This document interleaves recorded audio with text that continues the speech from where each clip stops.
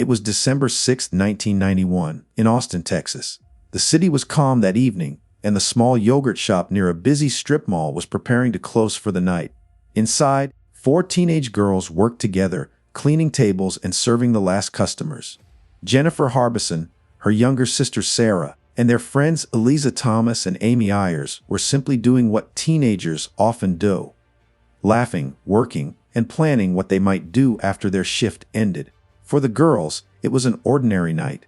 The glow of neon lights from nearby stores painted the streets, and the sound of cars passing by echoed faintly outside.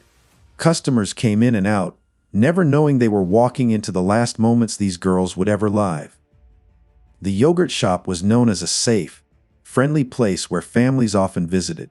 No one could have imagined that such a simple spot would soon become the scene of one of the most horrific crimes in Austin's history. As the doors were locked and closing time neared, the calm air of the city would soon be replaced by horror. What started as a quiet night in a yogurt shop would end in tragedy, leaving scars on the city that have never fully healed. 4 teens at work inside the yogurt shop that night. The 4 girls were busy with their closing routine. Jennifer Harbison, 17, was responsible and often acted like a leader. Her younger sister, Sarah, just 15, had joined her at work that evening. Eliza Thomas, another teenager, was also on shift, quietly helping with cleaning duties. Amy Ayers, the youngest at 13, was not an employee but a close friend, spending time with the others as they finished their tasks. The atmosphere in the shop was simple and warm. They wiped down counters, stacked chairs, and laughed together in between chores. For them, it was a small moment of friendship, a shared experience of growing up in a safe part of town. Customers had already started to leave, and the girls looked forward to wrapping up for the night. Perhaps they imagined going home, resting, or chatting about weekend plans. The yogurt shop itself was a cozy corner of the neighborhood, a place where nothing bad was expected to happen. Parents trusted their kids there, believing it was safe. But as the lights inside dimmed and the last steps of the night's work came closer, danger was already lurking. Unseen to the girls, shadows moved closer to the shop.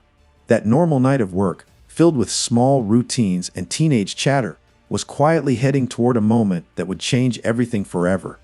The fire and the discovery in the early hours of December 7, 1991. Austin firefighters rushed to the yogurt shop after reports of smoke rising into the cold night sky. To them, it seemed like a small blaze in a strip mall, the kind they had handled many times before. But as they forced open the doors, thick smoke rolled out, and the heat inside told a different story. Once the flames were beaten back, the scene that came into view shocked even the most experienced responders. On the shop's floor lay the burned bodies of 4 young girls: Jennifer, Sarah, Eliza, and Amy. At first, firefighters thought the deaths were caused by the fire itself. But investigators quickly realized the truth was far more horrifying. The fire had been set deliberately, not to kill, but to cover something much darker. The bodies showed signs of violence before the fire. The arson was a cruel attempt to erase evidence, but instead it revealed the unimaginable. Word spread quickly, and by sunrise, Austin was no longer the same. A crime so brutal had struck at the heart of a quiet community, shattering the sense of safety people had felt just hours before. The discovery of the girls was not just the beginning of an investigation. It was the start of a nightmare that would haunt the city for decades. A city in shock, news of the murders spread across Austin with terrifying speed. By morning, parents, neighbors, and strangers gathered near the yogurt shop, their faces pale with disbelief. This was not just another crime. It was 4 young girls, brutally taken in a place that had felt safe only hours earlier. People hugged their children tighter that day, suddenly aware that danger could strike anywhere, even in the most ordinary places. The police quickly sealed the area, but the damage to the community's spirit was already done. Reporters filled the streets, cameras capturing the horror and sorrow that blanketed the city. The images of the burned shop and the names of the victims soon spread nationwide, turning a local tragedy into a story everyone feared. In schools, churches, and family homes, people asked the same question: who could do something so cruel?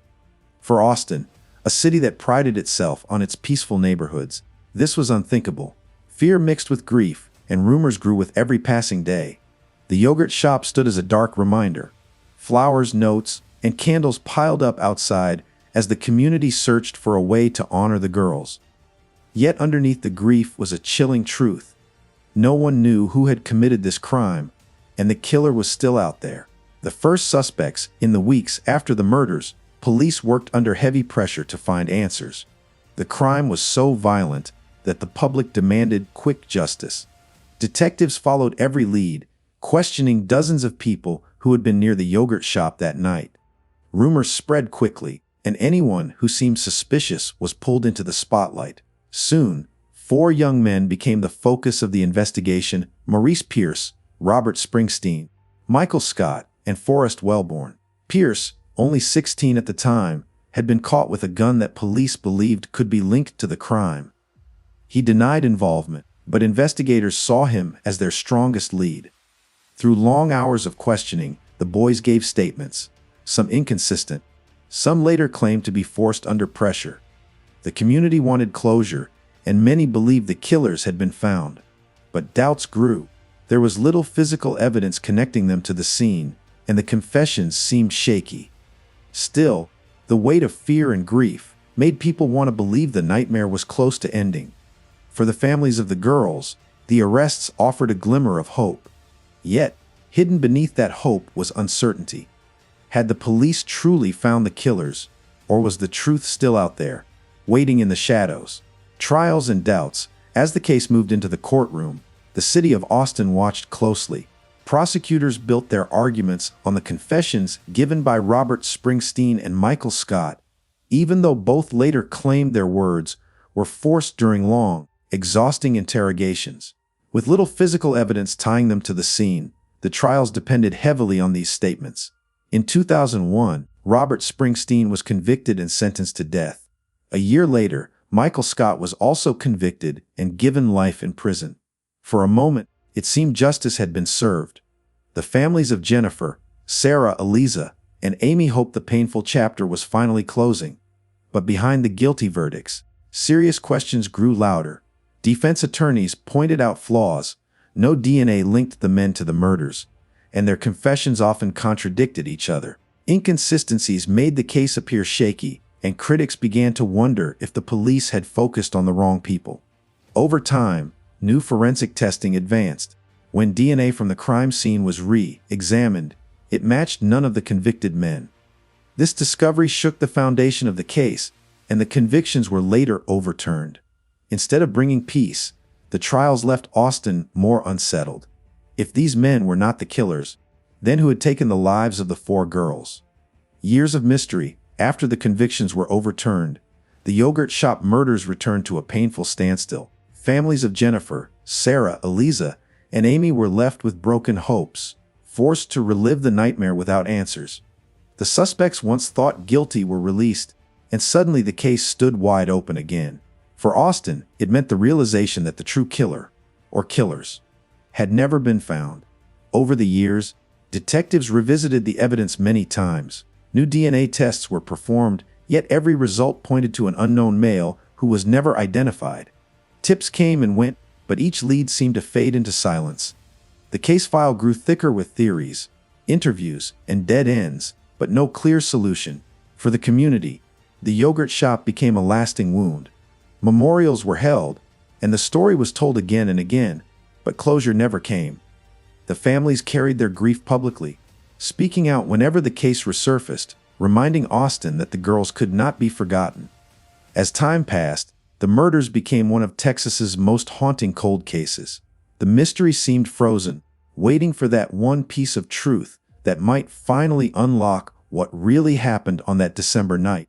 The case still unsolved. Decades have passed since that December night in 1991, yet the yogurt shop murders remain unsolved. Despite years of investigations, trials, and overturned convictions, the real identity of the killer, or killers, has never been proven. The DNA found at the scene still belongs to an unidentified man, leaving behind a trail of questions without answers. For the families of Jennifer, Sarah, Eliza, and Amy, the pain has never truly eased. Each anniversary brings fresh reminders of their loss, and each news update stirs hope that justice might finally arrive. Yet with every year that passes, the case grows colder, buried beneath layers of uncertainty and unanswered questions. The city of Austin still remembers. What once was a cozy yogurt shop is now remembered as the site of a tragedy that shook an entire community. The case has been featured in documentaries, news specials, and countless articles, yet the mystery remains. The yogurt shop murders stand as one of Texas's darkest unsolved crimes. For many, it is not just about who committed the act, but why such innocence had to be destroyed. Until the day the truth is uncovered, Austin carries the weight of that night, an open wound, waiting for justice.